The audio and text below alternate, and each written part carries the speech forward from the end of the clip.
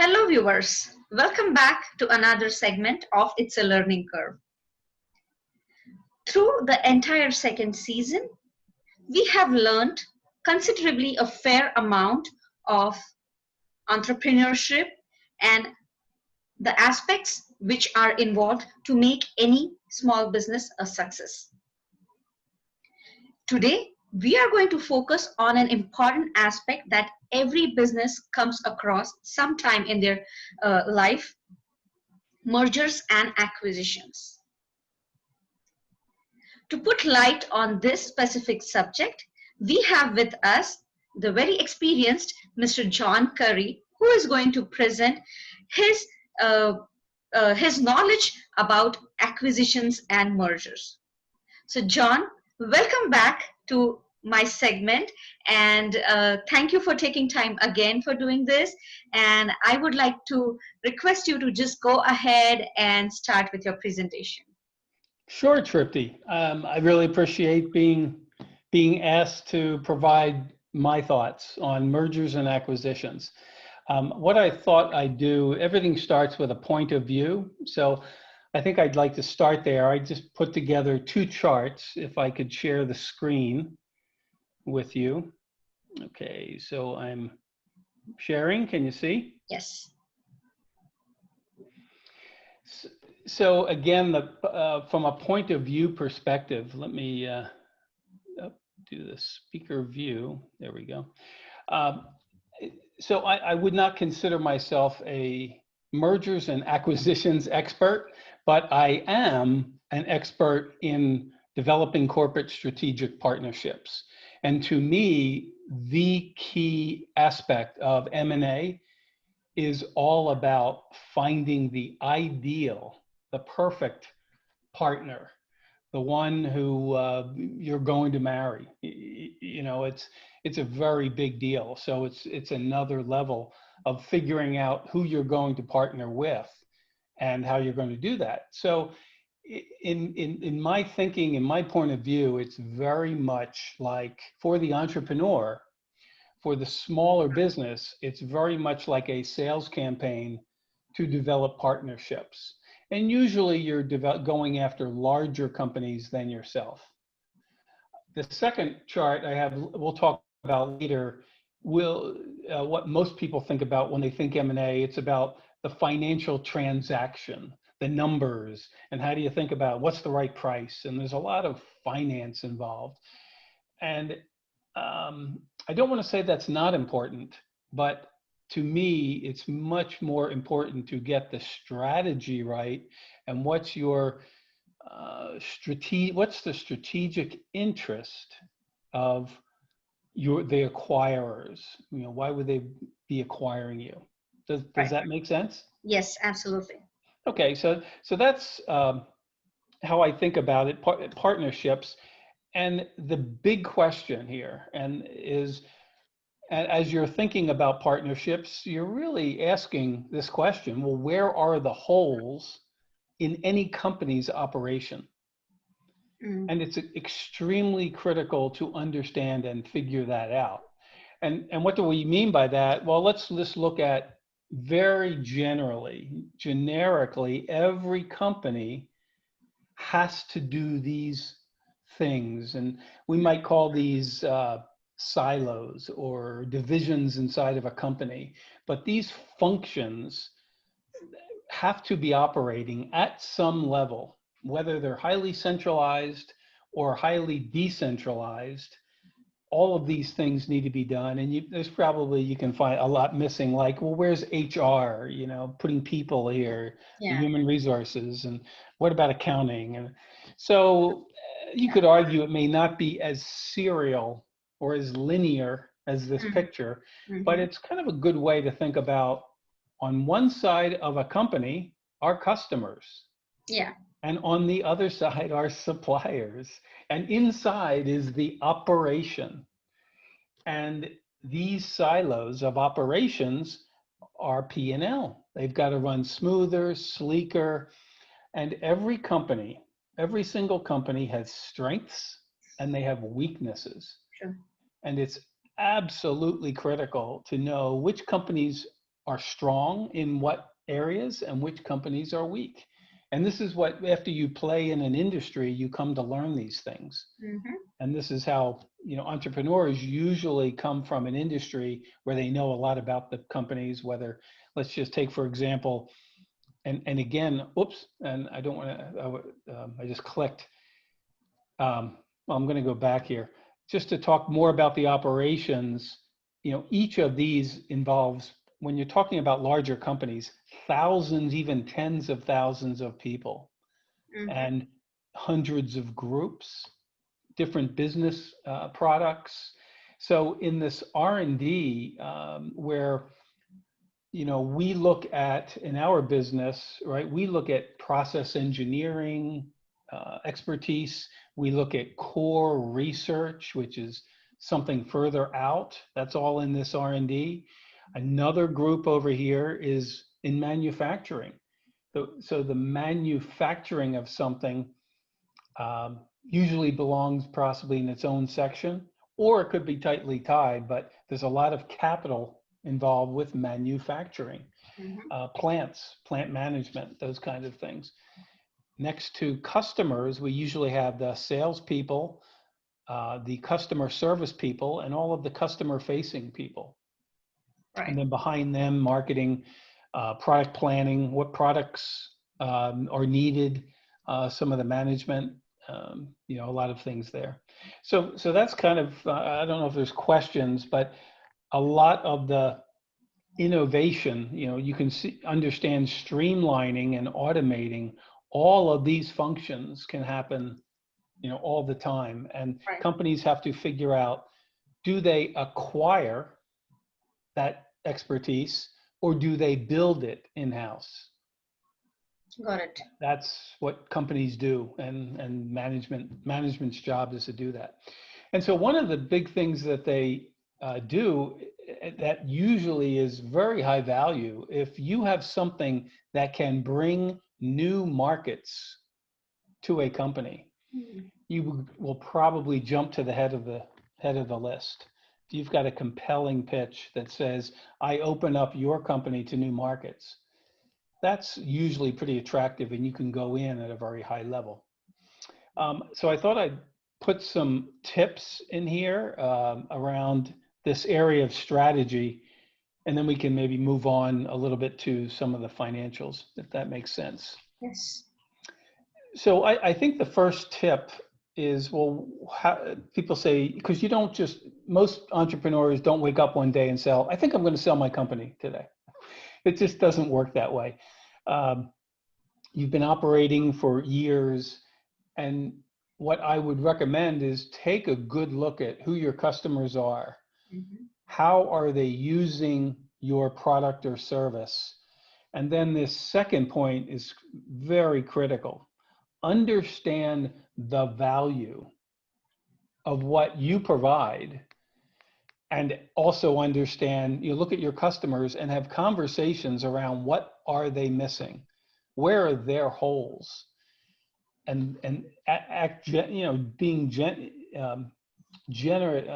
what's the word?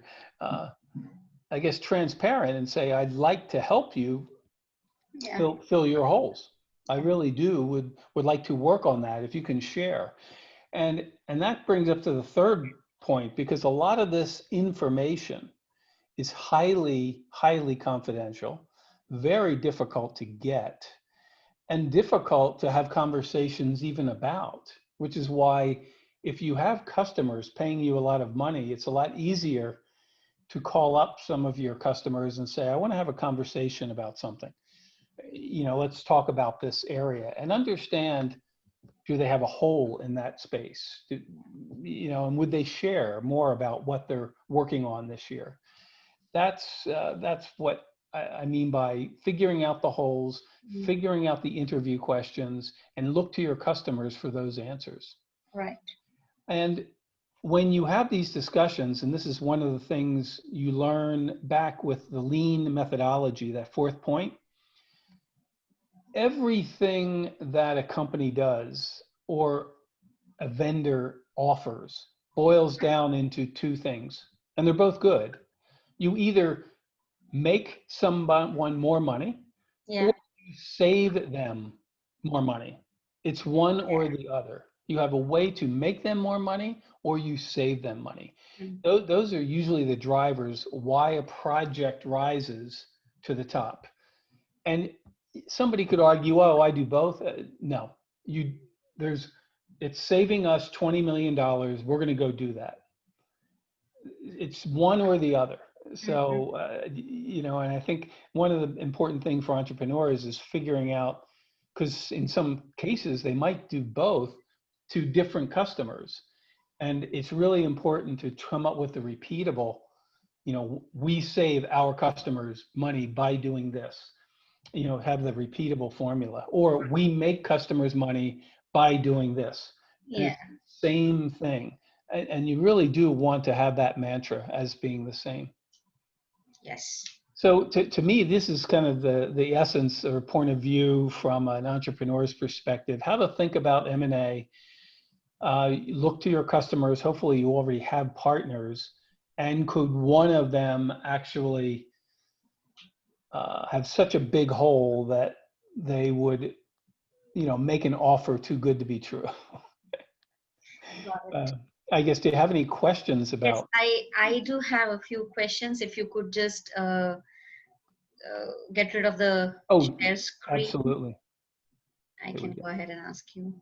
I want my big screen end show. That's what it is. And I want to, why can't I get the Zoom back on? Top share on the top somewhere. Oh, that's what it is. Stop share. Yeah, perfect. And I'll go full screen. Okay. Thank you very much. This was a really quick and very to the point. So I really liked how you presented and gave the essence of everything that I was looking for. But I do have a few questions. Sure. Yeah. So my first question is, when you are trying to look for a strategic partner who could be a potential acquirer, or you could merge with that person, that company or that entity, are they always your competitors, or they could be your customers who you were selling your product to in the first place? And is it good to go ahead with the competitor or your customer when they want to acquire or merge or do whatever they are planning to with that? That's a great question. And the answer is it depends. But I think the first thing, I'm going to go back to the tip number one. Uh-huh. Tip number one, look to your customers. Right. Not to your competitors, look to your customers. Okay. Your Yeah. customers will give you the critical information. And you should first ask your customers, would you consider building this capability, or have you considered building the capability? Would you consider acquiring this capability? Right. Having conversations about what you're offering, how strategic is that in management's eyes? Would they actually have a division and bring it in-house? Right. Could they envision that? Would that be a possibility? And so I would look to your customers and have as many customer conversations first. Okay. Because the assumption I'm making is that you're winning over your competitors. Correct. And so that you're either new in the marketplace and you're winning, which is scaring the crap out of them. Right. And you're in a position of strength, that your customers are validating your proposition. Right. So again, I think if you start winning in the marketplace, it's very logical your competitors will approach you to say, would you consider an offer of acquisition? Got it. Especially if someone was displaced. Right. Yeah. Like in our industry, it's very common. Okay. If because these contracts are so big. Right. And so you can imagine, like in the computer business, where I used to be in the 90s in the computer business, these were very large internal IT groups that bought all their own computers, and computer vendors sold lots and lots and lots of computers. What happened to that industry? All of these services called SaaS, software as a service, Mm-hmm. popped up, Mm-hmm. and all of the hundreds and hundreds of applications that big companies would build, now they just $50 a month or $20 a month. They just pay out a $20 a month to some SaaS vendor, Right. and they run HR, and they run Right. payroll, and they run auditing, and there's hundreds of these applications that cost $10 a month, $20 a month. Yes. And that's the way the computer business works today. Right. Right. And so these competitors are looking to, so if you lose one account, Mm-hmm. it's not like our business, it's $10 million. So Yeah. that's one of the big differences. So you have to look at the type of customers, the customer base. Yeah. But so I still say, to answer your question, go first to your customers who will share with you more of the competitive. If you're winning, you will get offers from competitors. And I think if you're winning, you also get a very high offer from a competitor. Right. I think you may, or the question regarding price, you may or may not get an offer from your customer. It depends on how strategic they view the function. Got And it. each company will value that differently, right? Right. So you have a number of conversations. Okay. So that's my thought. You have to go to a competitor from a position of strength. Uh-huh. And if you go to them saying, I'd like you to consider acquiring me, Mm-hmm. you're in a position of weakness, because they're Right. going to say, okay, sure, show me all your clients, show me all your intellectual property, Mm-hmm. show me, they're going to ask for all your secrets with no requirement to do anything. Got it. So Yeah. you're at a real position of strength, a Yeah. weakness, which is another reason I don't recommend going to competitors out Okay. of the gate. Okay. That's pretty clear now. So the following question I have is, so mergers are when two companies combine, and acquisitions are usually when a company buys the other company. So in what situation does the company have a control still when they're merging, or if somebody's acquiring and they still have that entity intact? Like, how does that work? Like, if I want to sell out my company or somebody's trying to acquire my company, can I still have a control on that company, or I am done, I just take my share and go? But if I'm trying to merge my company with some other company, I can still have a role or a say in my company. How does that? Sure. I'll break apart the two. So a merger, in my opinion, I would say a merger involves two larger companies, probably public, or their stock becomes one, and Okay. their stock gets merged into one, Mm-hmm. right? So when you talk about control of public companies, right, Yes. you're talking about stock. Yes, And exactly. so it's a lot different conversation of governance than when you talk Mm-hmm. about a privately held company like ours, either a startup or just Yes. privately held, Yes. and it's being acquired. Mm-hmm. And what acquired normally means, it usually means the controlling interest of shares are being purchased. Okay. So an acquisition usually means control is being relinquished.